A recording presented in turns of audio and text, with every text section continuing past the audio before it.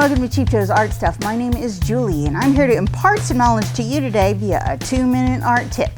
And today I want to talk to you a little bit about interesting, fun ways to create texture within watercolor washes to add some little visual interest and some punch, and also kind of mix things up a little. You know, having just plain old graduated, washes and stuff like that, that's fine. But sometimes it's interesting to kind of just put some color down, mess with it, kind of push it and pull it around, see what it does, and then sometimes that'll spark a completely new, interesting idea. So I'm going to show you a couple little techniques that are a lot of fun. Maybe you didn't know about or haven't tried, but I encourage you to try new things, see what happens, don't be afraid.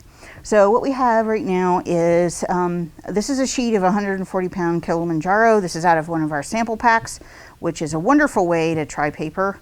Our own Cheap Joe's invention, little quarter sheets of various kinds of watercolor paper so you can try stuff that maybe you were too afraid to before. So we're gonna punch up some color, let some junk happen, just lay some stuff in here.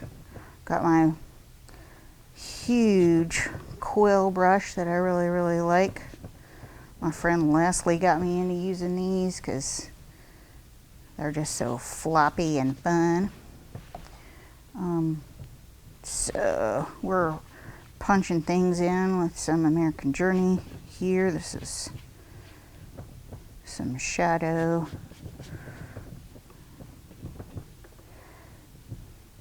here.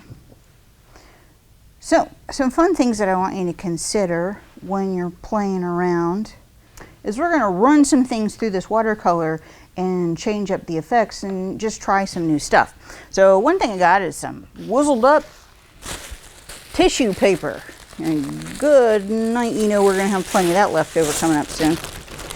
So we're going to take a little bit of this and I'm going to smush it up. And I'm going to lay it into these wet areas and let the tissue affect the watercolor some. Now, you can leave this in here until it completely dries, or you can just pull it out like this and actually let it move around and do its thing a little bit, because you can see it just kind of morphed back into itself a little bit. You can actually wad it back up and then do this if you like.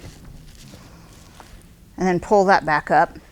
All kinds of cool stuff. So we got some hard edges, we got some soft edges, and some cool stuff like that. So really what we're doing is messing around with some absorbency. Then what I got here is a dryer sheet. I use mine for dusting around the house, but they're also kind of an interesting little art supply. So what I'll do sometimes is do the same thing as we did with a tissue paper. It just makes a different effect. These are downy sheets. This makes more of almost like a leaf structure for whatever reason. So I will mess around with those and stick them in there and let them do their thing. And you get a really interesting effect with that. And kind of with this, the wetter is better because they are a little bit gummy from the drier stuff that's on them. So try those. Those are fun. It got a little lost in there. And then the last thing I wanted to show you was using alcohol. So what I got is a 50% rubbing alcohol that I put in a little mister bottle.